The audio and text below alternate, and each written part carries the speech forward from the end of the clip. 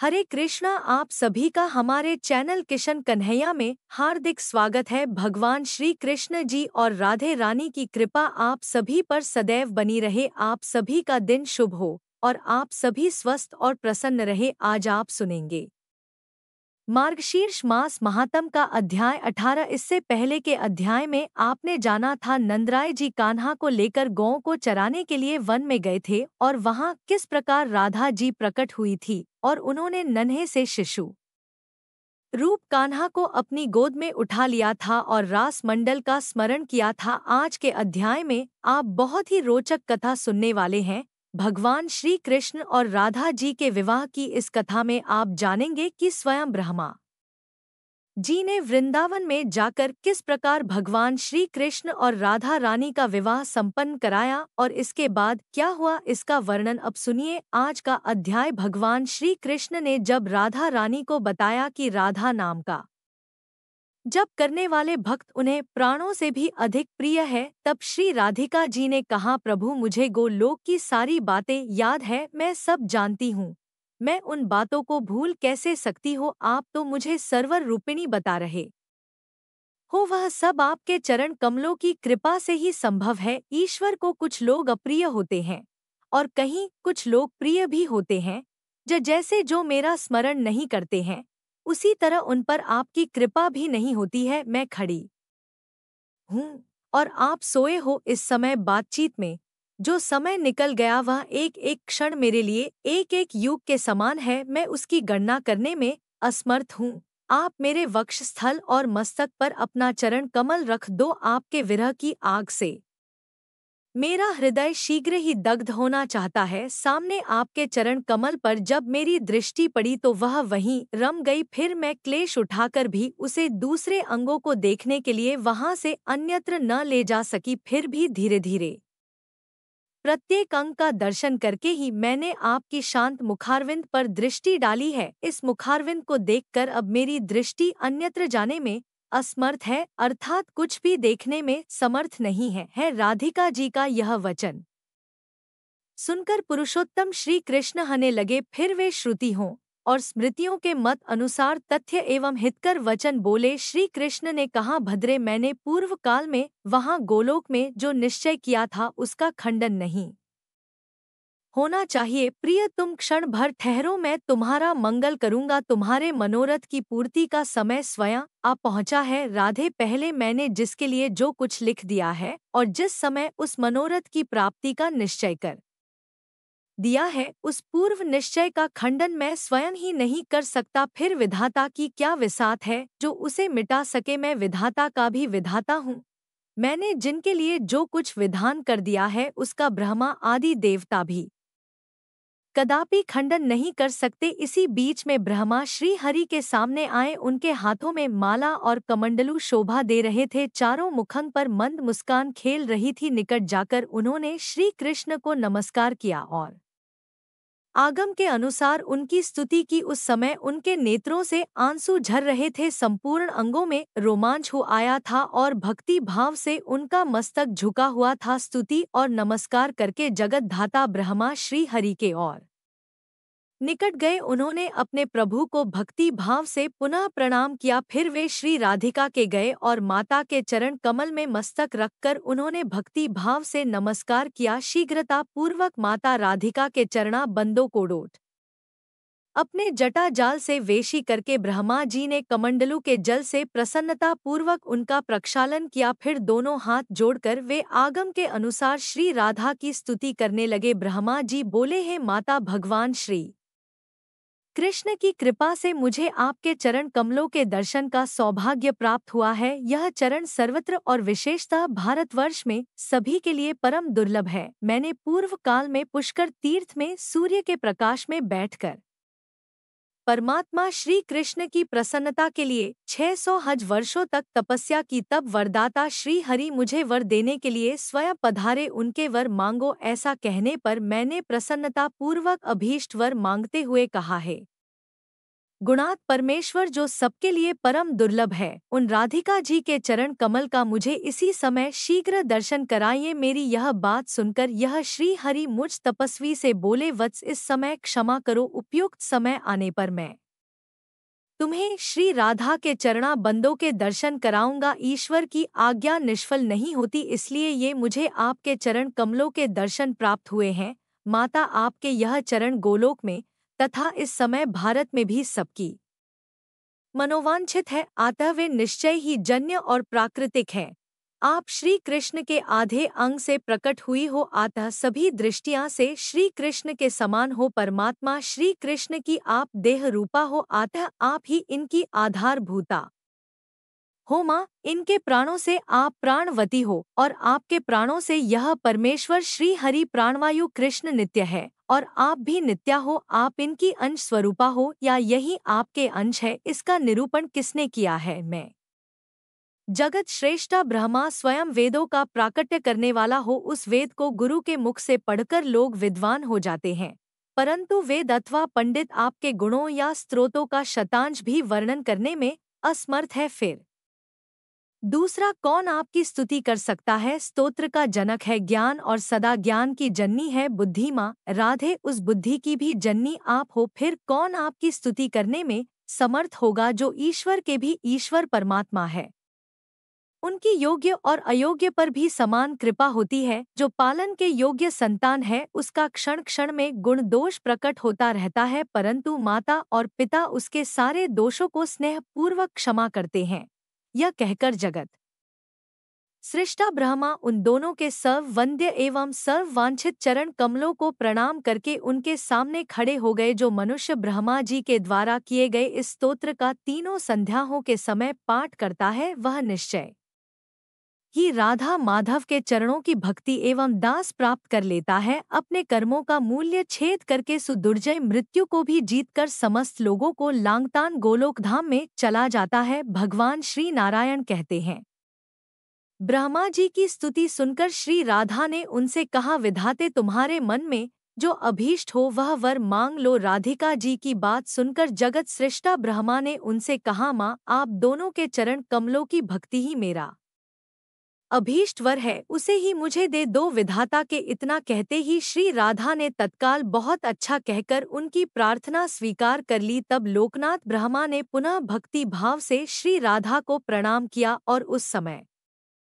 उन्होंने श्री राधा और श्री कृष्ण के बीच में अग्नि की स्थापना करके उसे प्रज्वलित किया। फिर श्री हरि के स्मरण पूर्वक विधाता ने विधि से उस अग्नि में आहुति डाली। इसके बाद श्री कृष्ण पुष्पशया से उठकर अग्नि के समीप बैठे। फिर ब्रह्मा जी की बताई हुई विधि से उन्होंने स्वयं हवन किया। इसके बाद श्री कृष्ण और श्री राधा को प्रणाम करके ब्रह्मा जी ने स्वयं पिता के कर्तव्य का पालन करते हुए उन दोनों से कौतुक अर्थात वैवाहिक मंगल कृत्य कराएं और 7 बार अग्निदेव की परिक्रमा करवाई। इसके बाद श्री राधा से अग्नि की परिक्रमा करवाकर श्री कृष्ण को प्रणाम करा के राधा जी को उनके पास बिठाया। फिर श्री कृष्ण से राधा का हाथ ग्रहण करवाया और माधव से 7 वैदिक मंत्र पढ़वाओ। इसके बाद वेदज विधाता ने श्री हरि के वक्ष स्थल पर राधिका जी का हाथ रखवा कर राधिका जी के पृष्ठ देश में श्री कृष्ण का हाथ रखवाया और राधा जी से 3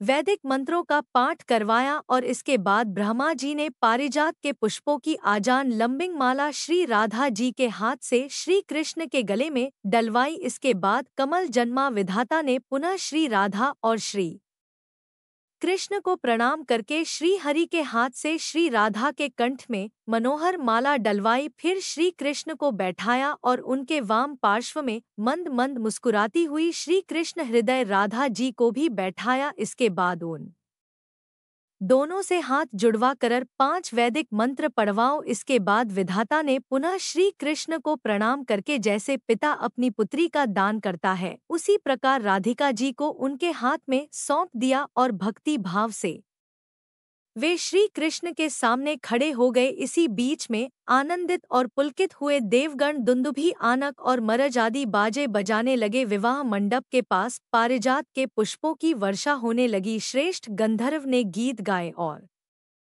झुंड की झुंड अप्सराएं नृत्य करने लगी। ब्रह्मा जी ने श्री हरि की स्तुति की और मुस्कुराते हुए उसे कहा कि आप दोनों के चरण कमलों में मेरी भक्ति बढ़े, यही मुझे दक्षिणा दीजिए। ब्रह्मा जी की बात सुनकर स्वयं श्री हरि ने उनसे कहा, है ब्राह्मण, मेरे चरण कमलों में आपकी सुदृढ़ भक्ति हो, अब आप अपने स्थान को जाओ और आपका कल्याण होगा, इसमें संशय नहीं। वत्स, मैंने जो कार्य आपके जिम्मे लगाया है उसका मेरी आज्ञा के अनुसार पालन करो। हे मुनि, श्री कृष्ण का यह आदेश सुनकर जगत विधाता ब्रह्मा जी श्री राधा कृष्ण को प्रणाम करके प्रसन्नता पूर्वक अपने लोक को चले गए। ब्रह्मा जी के चले जाने पर मुस्कुराती हुई देवी राधिका जी ने बाकी चितवन से श्री हरि के मुंह की ओर देखा और लज्जा से अपना मुंह ढक लिया। उस समय उनका सर्वांग पुलकित हो उठा था। वे प्रेम वेदना का अनुभव कर रही थी। श्री हरि को भक्ति भाव से प्रणाम करके श्री राधा उनकी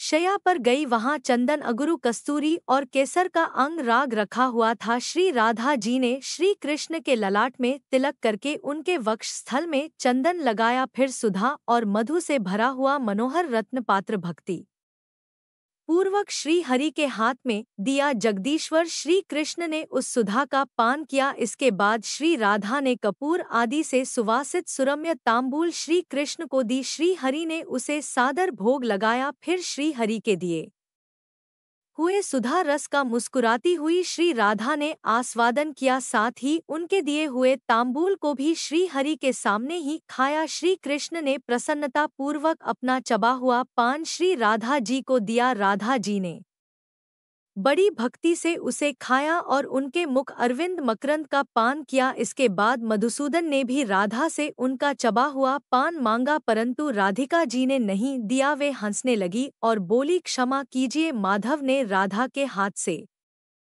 रत्नम दर्पण ले लिया और राधिका जी ने भी माधव के हाथ से बलपूर्वक उनकी मुरली छीन ली। राधा जी ने माधव का और माधव ने राधिका जी का मन मोह लिया। प्रेम मिलन के बाद राधा जी ने प्रसन्नता पूर्वक परमात्मा श्री कृष्ण को उनकी मुरली लौटा दी। श्री कृष्ण ने भी राधा जी को उनका दर्पण और उज्ज्वल क्रीड़ा कमल दे दिया। उनके केशों की सुंदर वेणी बांध दी और भाल देश में सिंदूर का तिलक लगाया। विचित्र पत्र रचना से युक्त सुंदर वेश संवारा। उन्होंने जैसी वेश रचना की उसे विश्वकर्मा भी नहीं जानते हैं।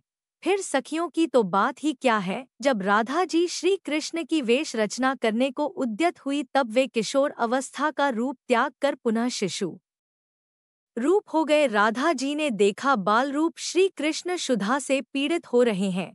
नंद जी ने जैसे भयभीत अच्युत को दिया था उसी रूप में वे इस समय दिखाई दिए, अर्थात वन में जिस रूप में नंदराय जी ने शिशु रूप कान्हा को डोट राधिका जी की गोद में दिया था उसी रूप में उन्हें वह दिखाई दिए। राधा जी व्यथित हृदय से लंबी सांस खींचकर इधर-उधर उस नवतरुण श्री कृष्ण को देखने और ढूंढने लगी। वे शोक से पीड़ित और विरह से व्याकुल हो उठी।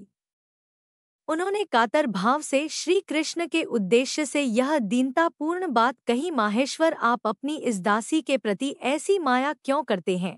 इतना कहकर राधा जी पृथ्वी पर गिर पड़ी और रोने लगी। उधर बालकृष्ण भी वही रो रहे थे। इसी समय आकाशवाणी हुई, राधे तुम क्यों रोती हो। श्री कृष्ण के चरण कमल का चिंतन करो। जब तक रास मंडल की आयोजना नहीं होती तब तक प्रतिदिन रात में तुम यहाँ आओगी और अपने घर में अपनी छाया छोड़कर स्वयं यहाँ उपस्थित होकर तुम श्री हरि के साथ नित्य मनोवांछित क्रीड़ा करोगी। आता रो मत, शोक छोड़ो और अपने इन बाल रूपधारी प्राणेश मायापति को गोद में लेकर घर को जाओ। जब आकावाणी ने सुंदरी राधा को इस प्रकार आश्वासन दिया तब उसकी बात सुनकर राधा जी ने बालक को गोद में उठा लिया और पूर्वोदय की ओर चल दी। है नारद, वे देवी मन के समान तीव्र गति से चलने वाली थी। आधे निमेषे स्निग्ध एवं मधुर थी, आंखें लाल हो गई थी। वे यशोदा जी की गोद में उस बालक को देने के लिए उद्यत होकर इस प्रकार बोली, मैया, ब्रज में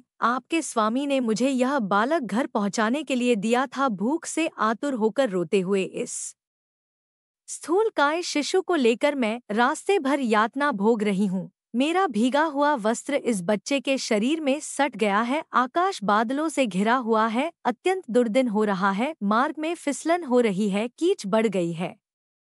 यशोदा जी, अब मैं इस बालक का बोझ ढोने में असमर्थ हो गई हूँ। भद्रे, इसे गोद में ले लो और स्तन देकर शांत करो। बड़ी देर से घर छोड़ रखा है, आता अब मैं जाती हूँ। सती यशोदे, तुम सुखी रहो। ऐसा कहकर बालक को देकर राधा जी अपने घर को चली गई। यशोदा जी ने बालक को घर में ले जाकर खूब लाड़ दुलार किया और स्तनपान कराया। राधा जी अपने घर में रहकर बाह्य रूप से गृह कर्म में तत्पर दिखाई देती थी, परंतु प्रतिदिन रात में वहां वृंदावन में जाकर श्री हरि के साथ क्रीड़ा करती थी। वत्स नारद, इस प्रकार मैंने तुमसे शुभदीप चरित्र कहा, अब अन्य लीलाओं का वर्णन करता हूँ, तुम ध्यानपूर्वक सुनो। इसके बाद जो कुछ भी श्री नारायण ने नारद जी से कहा, इसका वर्णन आप अगले अध्याय में सुनेंगे। अब आप सुनिए श्री कृष्ण चालीसा पाठ। बंशी शोभित कर मधुर, नील जलत तन श्याम, अरुणधर्जनु बिंबफल, नयन कमाभिराम पूर्ण इंद्र, अरविंद मुख, पीतांबर शुभ साज।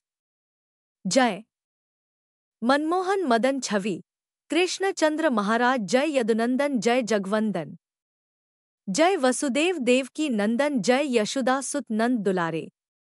जय प्रभु भक्तन के दृग तारे, जय नटनागर नाग नथिया कृष्ण कन्हैया। धेनु चरैया पुनी नख पर, प्रभु गिरिवर धारो। आओ दीनन कष्ट निवारो, वंशी मधुर अधर धरी टेरो। होवे पूर्ण विनय यह मेरो, आओ हरि पुनी माखन चाखो। आज लाज भारत की राखो, गोल कपोल चिबुक अरुणारे। मृदु मुस्कान मोहिनी डारे, राजित राजीव नयन विशाला। मोर मुकुट वैजंतीमाला, कुंडल श्रवण पीत पट आछे। कटी किंकिणी काछनी काछे, नील जलद सुंदर तनु सोहे। छबी लखी सुर नर मुनिमन मोहे, मस्तक तिलक अलग घुंघराले। आओ कृष्ण बांसुरी वाले, करी पै पान पूतन ही तार्यो। अका बका कागासुर मार्यो, मधुवन जलत अगिन जब ज्वाला। भय शीतल लखतहिंग नंदलाला, सुरपति जब ब्रज चढ़ियो रिसाई। मूसरधार वारी वर्षाई, लगत लगत व्रज चहन बहायो। गोवर्धन नख धारी बचायो, लखी यसुदा मन भ्रम अधिकाई। मुख मंग 14 भुवन दिखाई, दुष्ट कन सती उधम मचायो। कोटि कमल जब फूल मंगायो, नाथी कालियहि तब तुम लीन्हे। चरण चिना दै निर्भय कीन्हे, करी गोपिन संग रास विलासा। सबकी पूरण करी अभिलाषा, केतिक महा असुर संहार्यो। कंसही केस पकड़ी दै मार्यो, मात पिता की बंदी छुड़ाई। उग्रसेन कहें राज दिलाई, मही से मृतक छहों सुतलायो। मातु देव की शोक मिटायो, भौमासुर मुर दैत्य संहारी। लाए षट दश सहस्कुमारी, दै भीमहिंग तृण चीर सहारा। जरा सिंधु राक्षस कहें, मारा असुर बकासुर आदिक मार्यो। भक्तन के तप कष्ट निवार्यो, दीन सुदामा के दुख टार्यो। तंदुल 3 मूंठ मुख डार्यो, प्रेम के साग विदुर घर मांगे। दुर्योधन के मेवा त्यागे, लखी प्रेम की महिमा भारी। ऐसे श्याम दीन हितकारी, भारत के पारत रथ हाके। लिए चक्र कर नहीं, बल थाके निज गीता के ज्ञान सुनाए। भक्तन हृदय सुधा वर्षाए, मीरा थी ऐसी मतवाली। विष पी गई बजाकर, ताली राना भेजा सांप पिटारी। शालिग्राम बने बनवारी, निज माया तुम विधि दिखायो। उरते संशय सकल मिटायो, तब शत निंदा करी तत्काला। जीवन मुक्त भयो शिशुपाला, जबहि द्रौपदी टेर लगाई। दीनानाथ लाज अब जाई, तुरत ही वसन बने नंदलाला। बड़े चीर भय अरि मुंग काला, अस अनाथ के नाथ कन्हैया। डूबत भंवर बचावई नैया, सुंदरदास आस उरधारी। दया दृष्टि कीजय बनवारी, नाथ सकल मम कुमति निवारो। क्षमो बेगी अपराध हमारो, खोलो पट अब दर्शन दीजय। बोलो कृष्ण कन्हैया की जय, यह चालीसा कृष्ण का पाठ करे उरधारी। अष्ट सिद्धि नवनिधि फल, लह पदारथ चारी श्री कृष्ण चालीसा समाप्त होती है। प्रेम से बोलिए भगवान श्री कृष्ण की जय। आज की कथा पसंद आए तो वीडियो को लाइक ज़रूर कीजिएगा, शेयर भी कीजिएगा और कमेंट में भगवान श्री कृष्ण की जय लिखिए। इसी के साथ आज आप हमारे चैनल पर मंगलवार व्रत की कथा भी ज़रूर सुनिए। जय श्री राधे कृष्णा।